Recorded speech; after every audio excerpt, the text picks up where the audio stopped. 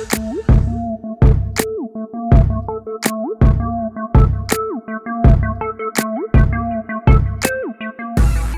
up, YouTube? It's your girl DeeDee. Welcome back to the channel. So your girl is back with another reaction video. Now this video comes from Love and Fly podcast. Listen, I am enjoying their podcast. Shout out to them. It's a married couple who are, doing the damn thing. And I love to see married couples working together and, establishing something together. That is what I love to see. On their most recent episode, they had Kendra G on here. And Kendra, of course, is making her rounds, promoting her game that she has out. And plus, everything that she's doing. Shout out to Kendra as well.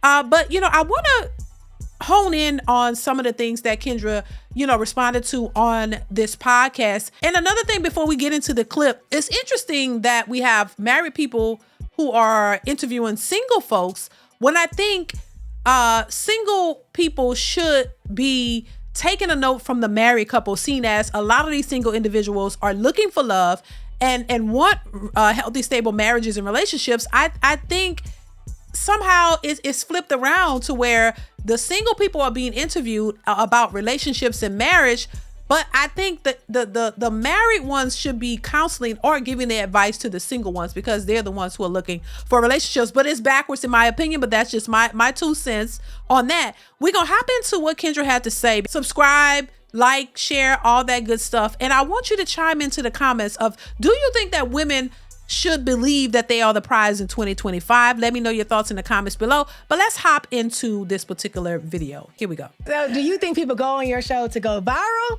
or to find love? Two things. I do think we have clout chasers, that people that want to use the moment and they want to take advantage of it. So that absolutely happens. But then I do think there's a large portion that wants to find love. And what happened as my show grew, it kind of grew bigger than even I imagine to a certain degree. So now there's like reaction channels. So now some people on the social media show, sometimes they might be a little afraid because they know they might be somebody's reaction channel and them breaking them down. So that's why the dope thing about the Kendra G Singles dating app, we now have the live show on the app as well. And those videos stay within the app. Yeah, and I think this is one of the things that Kendra had pushed back on, the reaction channels, reacting to the people that come on her show. I think the people who come on her show, they didn't like the reactions that they were getting from people, critiquing them, and they had a problem with it. And I think that played a little bit into why Kendra chose to create the app and put them on the app so that they can get less critique. But there are still people are still critiquing even some of the app. She still puts a lot of the interviews from the app on YouTube, and people are still critiquing those because it's still on YouTube to critique. So I don't know if that's stopping that. My thing is this: if you put yourself out there, you got to understand that you're going to get critiqued. You're going to get some type of criticism or backlash. That's a part of the game.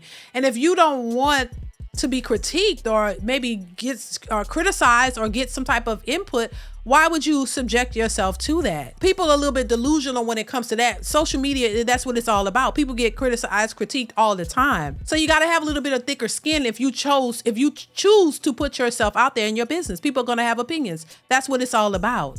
That's why people are able to respond, because when you put it out there, you're going to get a response whether you like it or not. That comes with the territory. But let's continue. You can say, okay, I want my video also on YouTube, or I only want it on the app. And the people on the app, they can watch you and they can get to meet you when you're already on the app. So we have a safe space on the Kendra G Singles dating app. How have social media changed dating compared to when we had to meet in person? Oh my God, let me tell you something. Stop talking about your grandma's times. Really stop talking about 10 years ago. Right. It's over. It's a new playing book. Social media changed the game forever, okay? And I argue with my guy friends all the time about who's the prize, because I still believe the woman is the prize, and I still believe the woman is the prize. But a lot of women are chasing men. So if you're chasing the guy, then that guy is the prize. Yeah, and this is where we disagree. I think for what women are looking for in relationships from men, the men are definitely the prize. That's just what it is. And there are a lot of women who are chasing men, but they're chasing the men that don't want them. That's the real problem. This is where this unrealistic expectation that a lot of women have is why part of the reason why they can't get into a stable relationship, because yeah, a lot has changed and social media has definitely played a part, but not in a good way. It's definitely kind of skewered the mindset of a lot of women and made these women think that they're all the prize, and that, you know, men should be chasing them, and that men should be running behind them and being and men should be obsessed with them and chasing them down to be with them, just for them to turn the men away and make them feel good about themselves. Yeah, social media has made a lot of women delusional. That it has made a lot of women more delusional, more superficial. They're watching Cardi B and Meg Thee Stallion and all these people on that are, you know, that they have a little bit of access to via social media, making them think that they're something more than what they actually are. Wigs and makeup has also contributed to that, because now that women could change their whole look and make themselves, you know, believe that because they're wearing these things that they are better, it's also made them more selfish and more entitled to something from men that they would have never expected from men before. So when they wear their natural hair and just no makeup and all of that, it's a true reflection of who they are physically wise, and they weren't really secure in that. So what happens is now you can wear all this makeup and wigs and all of these accessories and things, and you think that that makes you a bad bee, and that you should be attracting a certain level of guy, or that certain level of guy is what you deserve and that's what you should have. It's made these women more delusional. So then now they think that everybody's a 10, everybody's a prize, and these men should just be fawning all over them and running behind them and giving them their paychecks and doing all of this. It's made women more delusional. And now that men are speaking out and women are being told that you are not what you think you are, and that we are not looking for your type, they feel some type of way. And they're shaming men and calling them sassy because men are opting out. Men don't want the wigs. They don't want the weaves. They don't want the ton of makeup. They don't want the city girl outfits. They don't want the Magic City uniform look. They don't want these so-called bad bees. And these women are complaining and mad about it, wondering why men don't want the bad bee. They want more of a natural woman, because they've been telling you for years they want natural. They like natural, but y'all don't want to believe it because you don't like natural. You want the bad bee look. You don't like natural, and that's the problem. That's part of the problem. But let's continue. The biggest thing is access. Before, in person, you settle down with the best option in your face. Right. Now you have an Instagram page, right? And then also women have been able to increase their pretty. Like, let's break this down. You know, women, you know, I'm wig down, makeup down. I ain't wake up like this. I still wake up pretty, but I'm not a fool. I know this does increase my pretty, right? Mm-hmm. Now my body real, okay? Got it from my mama. But women are now buying bodies, and they're like, you know, you got a stomach, get rid of it. You ain't got no ass, go buy it. So now there's a large portion of men you never had access to because you didn't fit their pretty meter, right? Yeah. Now you're on their pretty meter. But what's happening is, this is where the situationships come in. Yeah, but see, the thing to women, you're on the pretty meter for the men, but these men don't see you. They don't like it. They only use you for fun. You're only fun. You're for a fun time. They're not looking at you as wifey material. Women have adopted this idea that, oh, if I look like the video vixens, if I wear all this stuff, that this is going to attract the type of man that I want. And it's really not. It may be, it's attracting the type of man that just want to have fun with you. That's it. Getting the BBLs and all of this enhancements and things of that nature, it just make you more accessible for the type of men that just want to pump and dump. That's what they're not realizing. These men aren't looking for these types of women to marry and raise families with. They want mothers for their children. They want stability. They want wives. They don't want women that look like 304s. They don't want women who look like they're for the streets and every other man. That's the part that they don't. They're adopting a look and a lifestyle that most men don't take seriously. It's like it's hard for them to understand or comprehend that men don't want that for real life. They want it for play, but they don't want it for real life. And I think she's about to touch on it. The situationships, because they don't take those type of women seriously. Women want these looks. Women are going after this bad girl, city girl look, the bust down 613 wig and all the makeup and the long nails and the body suits and all of that. They're going, and all of the, expensive bags and all that. They're going after that look because that's something that they always wanted. That's not what the men want. Let's continue. Because it gives you a chance to have a situationship with this exciting guy who's probably attractive, has money. Something about him made you break your rule, your standard, right? And now he's the standard of what you look for in a husband. But he was never even your boyfriend. And he's probably never gonna lock you in. But because you have that experience, like he flew you out one time, now every guy that wants you, they gotta fly you out. And it's like, but the guy that was a weekend, that wasn't a lifetime deal. So women's moments with men have changed, and they want this guy that a lot of women want to settle down with them and only them, and they're having challenges. And now going back to what I said about the prize, now the guy feels like he the prize, because back in the day, like the side chick wasn't as sensational as the wife, right? It was always like you kind of lowered. Now I don't want to call women side chicks, but they're sensational women that are tolerating bullshit. Yeah. And when you have sensational women who are very attractive, have careers, well-spoken, when they have started tolerating and lowering their standards, these men know, like, well, if you don't get with my program, I'll find another woman that does. Because y'all got access to too many women. Like, yeah, you just said. Men always had access to too many women. Not like they do now. Not all men, though. I feel like social media, because of the DMs and because of the comment section, but I kind of want to bring people back to reality. If you got to go to the hospital at 2 a.m., that man should know what your vagina feels like, looks like, tastes like, none of that. Because what's happening is, I hate all these categories. High value. No, I don't care if you got $1 million in the bank, and if I need you and you don't show up, you are no value. Who's gonna show up for you when your father is not breathing? Yeah. Who's gonna show up for you when you lose your job and now you need some extra money to keep you going? That's the high value man. Sure. Not the man that is 6 feet, not the man that looks good, not the man with $1 million in the bank. High value is the man that's gonna show up for you. So period. Do you have an ideal type of man you like? I would say, I think because I come from entertainment, right? So I always say this, like very early on, I did all the things you're supposed to do. I went to college, met an amazing man, electrical engineer, we got engaged. What I loved about my engagement, we were both very serious. Like, if we do this, divorce is not an option. And I encourage every person to make that deal, because what it does is it causes you to take marriage seriously. Because if you take marriage off the table, like, no matter what, between me, it's like me and you or Jesus. That's it. So what I've learned in that relationship, we had the love, but our life plans were different. And one of us would have to give up their ambition in order for the unit to work. And normally it's the woman, right? Normally the woman just kind of goes along with the guy's plan. And then sometimes roles reverse, within it.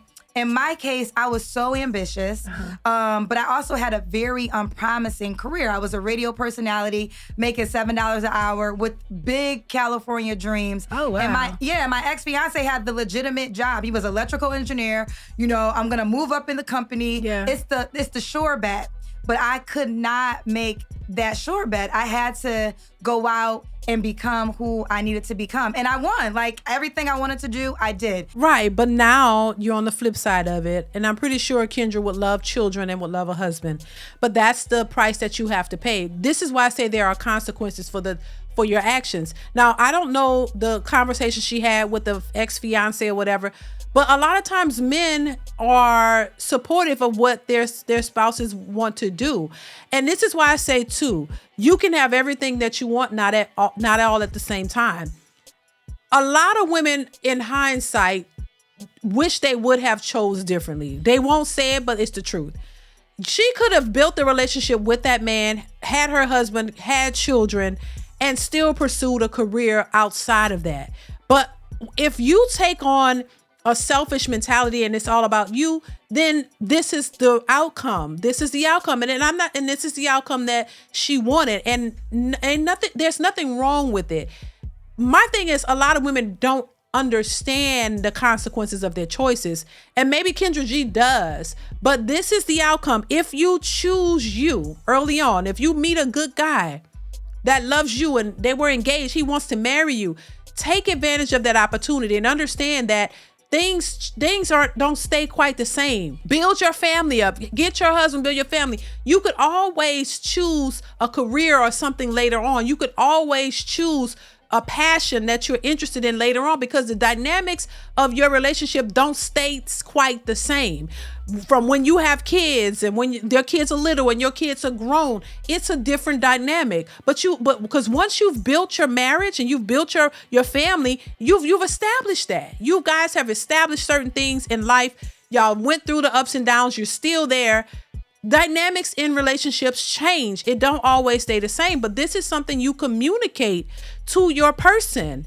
And usually men are understanding of this. The things that you needed to do in the beginning of the relationship is not always the same as the relationship progresses. It changes. Trust me. Your marriage goes through phases. Nobody's expecting you to stay completely the same, because life situations and circumstances changes anyway. If the commitment and the love is there, that's what holds you together. So if you find a man who loves you and want to be with you, understanding that, hey, yes, this is what the dynamics are now, but later on, you got to talk about these things and see if you guys are on the same page. Now, if y'all are just not on the same page, then I get it. But what you got to understand is you sacrifice one thing for something else. So when you sacrifice the husband and the family early on and you get your career, then 9 times out of 10, you may not get that husband and family. Your career is what your life ends up being.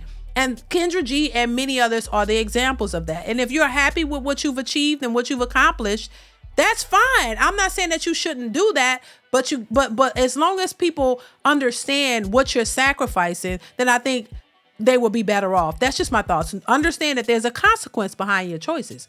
And usually the successful independent women don't usually get the husbands. They usually don't get the kids. That's what I'm saying. Let's continue. So along my dating process, I met a lot of great guys, but no one that I would sign my life over to. Okay. And then one time there was a moment I was in Chicago and I asked God, I was like, God, why you keep sending me right now men? And he said, because you a right now girl. Dang. Like if a guy came to you, no, this is real talk. Yeah. I live in California now. But my radio career took me from Philly, Atlanta, Cali 1 year, back to Chicago, a big portion in Chicago. But I always knew I was gonna end up in California. So if a great guy came up to me in Chicago, was like, I think you dope, let's get married and have a family, I would have said no, because I knew this wasn't my final stop. So guys, like, I can't send you a permanent guy because you're not in your permanent spot. So enjoy the moments, have fun, and this is why you're not meeting that long time forever person, because you're not here for a long time, you here for a short time. Okay. Wow, Okay. powerful.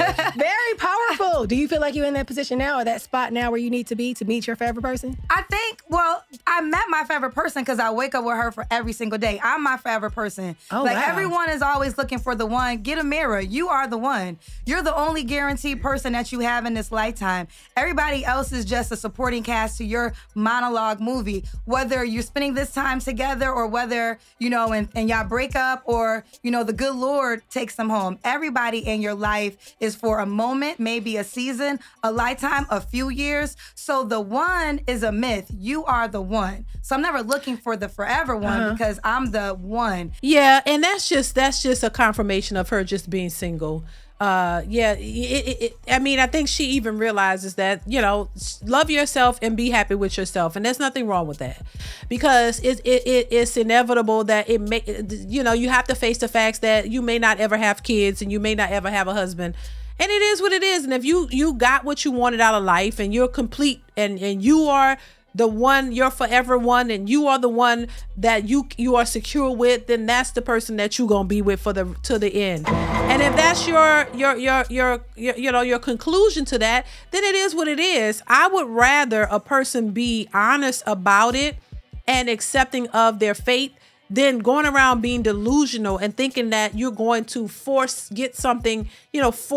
something out of nothing. Like you're gonna, just manifest this man and he's gonna have all the money and all this and do all this. I'd rather a person be honest about their faith and their potential future, and be happy with the choices that you made in life and be happy with the outcomes. Because essentially, to me, that's what Kendra is saying, in my opinion. Just looking at what she's saying, she probably knows that she's comfortable being by herself and she could just have fun or whatever, but she may not meet a person who's going to be her husband and may not get kids by her husband. You know what I'm saying? And so that's the risk that you take when you put your career before family. That's just all I'm saying. Listen, and this is not a new thing. I know people who actually have the same outcome. They focused on their careers. They wanted husbands, they wanted kids, but they thought that if they do, follow their career paths first, then they'll come back and get the husband and the kids, and it just didn't happen. And there are people, usually the people who put their families first and find their person, and they build families, and they end up following a career path later. That's why I say that. They end up following their passions when their kids are, in high school, college, grown, and they start to focus on opening that catering business or doing these other things. And then when they have the support of their husbands, some of them do it with their husbands. Their husbands, they go into business together and they establish stuff together. To me, that's the beauty of it all. But I think when you are selfish and you only see you and what you want to accomplish, then you miss out on the family part and you end up being this independent person who can be selfish. You can be selfish when it's just you. When you have kids and you have a husband, you can't be selfish because it's not just about you, it's about them. So if that's what you want, understand this might be your outcome. If you want family and all of that, you have to go about it a different way. So once again, the choices you make in life have consequences. Independent boss chicks focus on their careers usually are single without kids. Women who prioritize families and husbands first early on end up being able to have the best of both worlds. Because remember, once you've established your family and you have your husband, they're there. You've built that. Once you've built that, you still have options to go out and find other hobbies and things that you want to pursue.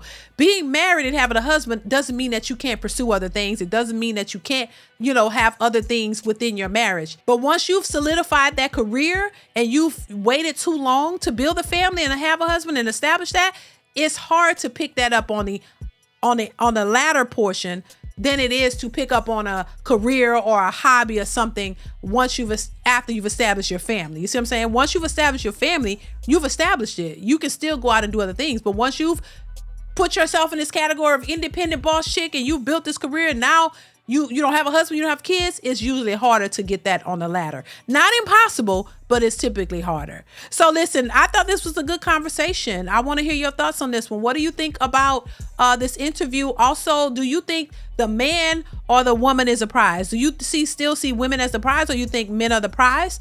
Chime in the comments below. I want to hear your thoughts on this one. Make sure you are subscribed to the channel if you like the content. Share and like the video, you guys. Let me know what you think. I want to hear from you, and I will catch you in the next one. Bye.